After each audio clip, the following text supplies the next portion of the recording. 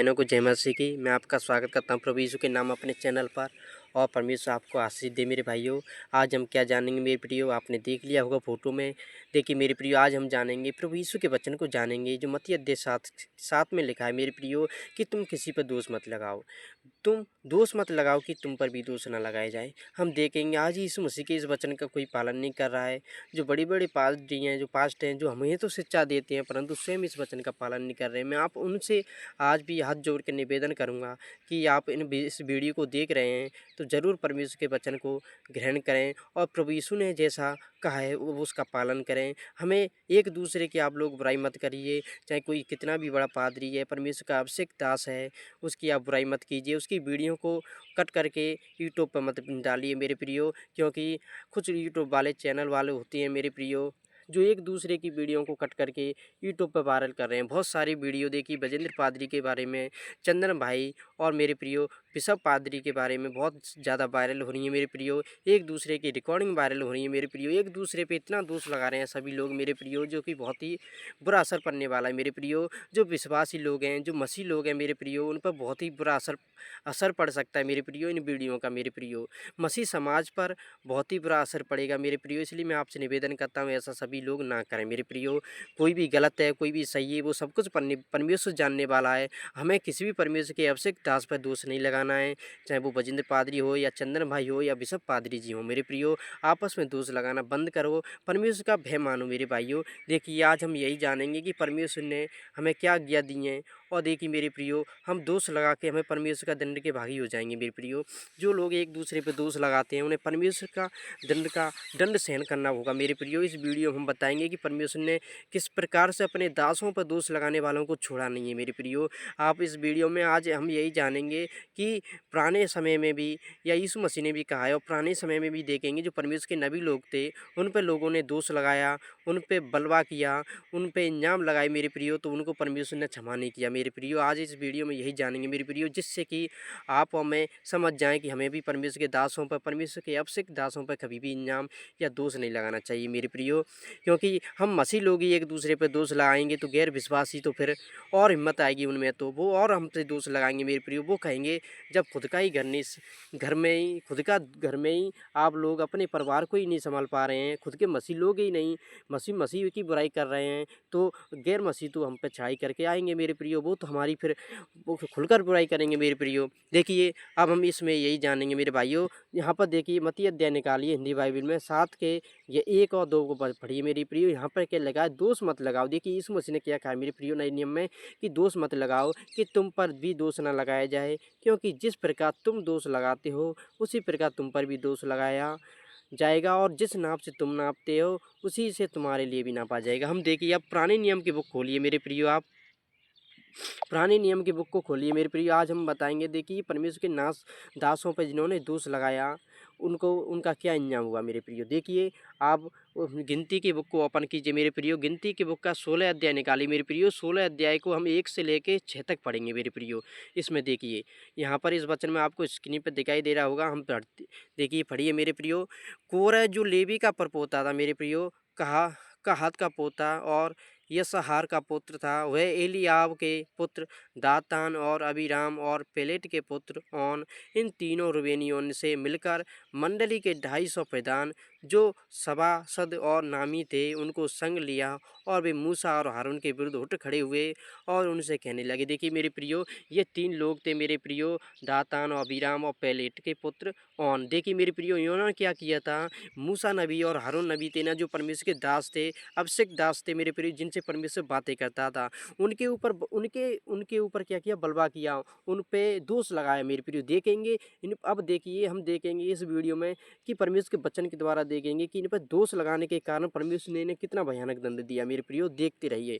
देखिए और वे मूसा और हारून के विरुद्ध उठ खड़े हुए और उनसे कहने लगे, तुमने बहुत किया, अब बस करो, क्योंकि सारी मंडली का एक एक मनुष्य पवित्र। देखिए मेरे प्रियो जो अभी जो लोग थे, जो विश्वासी लोग थे ना, जो इस्राएलियों को कौन मूसा नबी यहाँ से मिस्र से छुड़ा के लाया था। उनमें से ही देखिए कुछ लोग उठे थे जो चालाक बन अपने मन में चालाक बनते थे मेरे प्रियो। उन्होंने क्या किया, अब बहुत हुआ, तुम लोग पवित्र पवित्र करते हो, एक एक मनुष्य पवित्र। उन्होंने क्या कहा मूसा से, परमेश्वर के दास से, एक एक मनुष्य पवित्र है और यहोवा उनके मध्य में रहता है। देखिए हरेक के मध्य में कौन रहता है, परमेश्वर रहता है। इसलिए तुम यहोवा की मंडली में ऊंचे पद वाले क्यों बन बैठे हो। यहाँ पर देखिए जो नबी जो साधारण लोग हैं मेरे प्रियो, वो क्या कर रहे हैं, जो परमेश्वर के दास हैं, कौन मूसा और हारून पे दोष लगा रहे हैं। वो कह रहे हैं कि तुम ऊंचे पद वाले क्यों बन बैठे हो, हमारे ऊपर प्रधान क्यों बन बैठे हो। देखिए मेरे प्रियो आगे हम देखेंगे उन्होंने बलवा किया, उन पर दोष लगाया परमेश्वर के नबियों पर। देखिए आगे देखेंगे क्या इंजाम परमेश्वर ने पर कितना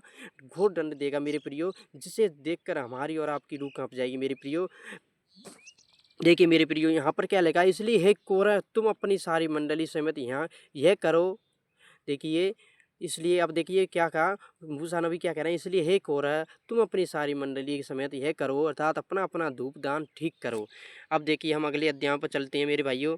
अगले अध्याय को निकालिए मेरे प्रिय। इसमें देखिए गिनती अध्याय हम 16 से 20 से लेकर 22 और 24 पढ़ेंगे मेरे प्रियो। 16 अध्याय निकालिए, गिनती में 16 ही अध्याय है। 16 अध्याय का मेरे प्रियो आज इसमें हम पढ़ेंगे 20 से लेकर 24 तक। देखिए क्या लिखा है यहाँ पर लिखा है, तब यहोवा ने मूसा और हारून से कहा। देखिए तब परमेश्वर मूसा और हारून से क्या कह रहा है, उस मंडली के बीच में से अलग हो जाओ कि मैं उन्हें पल भर में भस्म कर डालूं। देखिए अब परमेश्वर ने क्या किया, परमेश्वर ने सहन नहीं किया मेरे प्रियो। एक बात देखिए इस वीडियो इन वचनों में देखिए मेरे प्रियो, मैं बताने अपनी ओर से कुछ भी नहीं कह रहा हूँ मेरे प्रियो, परमेश्वर का बाइबल वचन है। आप बाइबल को स्वयं खोल सकते हैं और देख सकते हैं कि मैं जो कुछ बोल रहा हूँ परमेश्वर के वचन से बोल रहा हूँ। देखिए तब यहोवा परमेश्वर ने क्या कहा, तब यहोवा ने मूसा और हारून से क्या कहा, उस मंडली के बीच में से अलग हो जाओ कि मैं उन्हें पल भर में भस्म कर डालूं। देखिए परमेश्वर क्या कह रहा है कि उन लोगों के सामने से अलग हो जाओ जिन्होंने तुम्हारे प्रति बलवा किया है, जिन्होंने तुम पर दोष लगाया है। तब वे मुंह के बल गिरकर कहने लगी। तब क्या हुआ, वे ही लोग जिन्होंने मूसा और हारून पर दोष लगाया था वो मुंह के बल गिर के क्या कहने लगे। देखिए मेरे प्रियो, हे परमेश्वर सब प्राणियों के आत्मा के परमेश्वर, क्या एक पुरुष के पाप के कारण तेरा क्रोध सारी मंडली पे होगा। देखिए वो क्या कह रहे हैं, क्या इन 3 मनुष्यों ने पाप किया, एक मनुष्य ने पाप किया है, क्या तू हम सबको नाश करेगा। मंडली के लोगों से कह कि कोरह दातान और अबीराम के तम्बुओं के आसपास से हट जाओ। देखिए अब देखिए परमेश्वर की एक और आज्ञा आई मूसा नबी के पास। उन्होंने कहा, क्या कहा कि लोगों से कह दे कि सभी लोग दूर हो जाइए, सिर्फ उन तीनों को छोड़ दीजिए। अब देखिए आगे हम वचन में देखेंगे क्या होता है। तब देखिए मेरे प्रियो गिनती 28 से लेकर 30वें वचन में देखेंगे मेरे प्रियो 16वें अध्याय को। 16वें अध्याय के 28 से 30वें वचन में हम क्या देखेंगे, तब मूसा ने कहा मेरे प्रियो। तब देखिए मूसा नबी क्या कह रहे हैं, तब मूसा नबी ने कहा। तब देखिए मूसा नबी ने क्या कहा मेरे प्रियो, देखिए तब मूसा ने कहा, इससे तुम जान लोगे कि यहोवा ने मुझे भेजा है कि यह सब काम करूं, क्योंकि मैंने अपनी इच्छा से कुछ नहीं किया। यदि उन मनुष्यों की मृत्यु और सब मनुष्यों के समान हो और उनका दंड सब मनुष्यों के समान हो, तब जानो कि मैं यहोवा का भेजा हुआ नहीं हूँ। परंतु यदि यहोवा अपनी अनोखी शक्ति प्रकट करे और पृथ्वी अपना मुंह पसार कर उनको और उनका सब कुछ निकल जाए और वे जीते जी अधोलोक में जा पड़े, तो तुम समझ लो कि मैं इन मनुष्यों ने यहोवा का अपमान किया। देखिए मेरी यहाँ पर मनुष्य कौन कह रहा है ये बातें, ये परमेश्वर का दास नबी मूसा कह रहा है। ये मूसा नबी क्या कह रहा है, मूसा नबी कह रहा है कि देखिए मेरे प्रियो मूसा नबी क्या कह रहा है, मूसा नबी कह रहा है कि मैं परमेश्वर का दास हूँ, सच्चा परमेश्वर का भक्त हूँ। तो ऐसा होगा यदि मैं जो कह रहा हूँ मैं परमेश्वर का दास हूँ, मैं भक्त हूँ, तो ये धरती ना मुँह पसार के उन्हें ले लेगी मेरे प्रियो, उगल लेगी मेरे प्रियो। देखिए ऐसा ही हुआ। देखिए फंसा के उनको सब कुछ निगल लिया जाए और वे जीते जी अधोलोक में जा पड़े, तो तुम समझ लो कि इन मनुष्यों में यहोवा का अपमान किया। देखिए तभी तुम समझ लेना का इन मनुष्यों ने क्या किया है, हमारे परमेश्वर का अपमान किया है।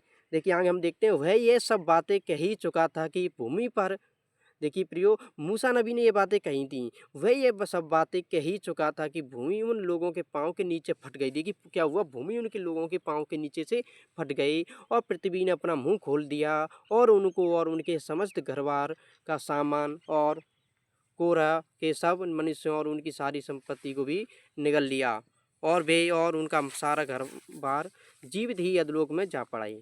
और पृथ्वी ने उनको ढाँप लिया और वे मंडली के बीच में से नष्ट हो गए। और जितने इस्राएली उनके चारों ओर थे वे उनका चिल्लाना सुनकर यह कहते हुए भागे, कहीं पृथ्वी हमको भी ना निगल ले। तब यहोवा के पास से आग निकली और उन 250 धूप छाने वालों को भस्म कर डाला।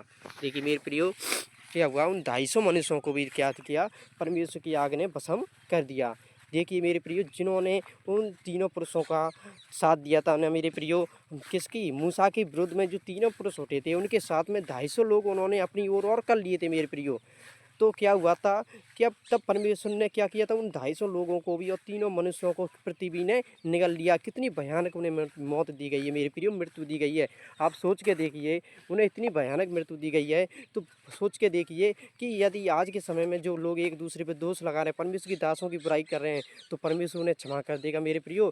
कदापि नहीं। जब परमेश्वर का दास यदि उनके विरुद्ध में परमेश्वर से प्रार्थना कर रहा है, यदि परमेश्वर का दास सच्चा है, यदि किसी सच्चे की हमने बुराई कर दी मेरे प्रियो, हमें तो किसी की भी बुराई नहीं करनी, चाहे परमेश्वर का दास कैसा भी हो, उसका न्याय करने वाला परमेश्वर है। यदि हमारे मुँह से बुराई निकल गई और परमेश्वर ने हम पर क्रोध किया, परमेश्वर ने, यदि परमेश्वर के दास ने की, परमेश्वर सुनता है ना, यदि दास ने हमारे बारे में परमेश्वर से कह दिया कि हमारे बारे में कुछ भी बोल दिया परमेश्वर से, तो परमेश्वर हमें कभी क्षमा नहीं करेगा। परमेश्वर अपने दास की बुराई या दोष कभी भी सहन नहीं करता है, जैसा कि आपने मत्ती अध्याय में भी देख चुके हैं। धन्यवाद प्रियो, इन्हीं वचनों के द्वारा वीडियो को समाप्त करते। परमेश्वर आपको आशीष दे। आमीन, हालेलुया, धन्यवाद।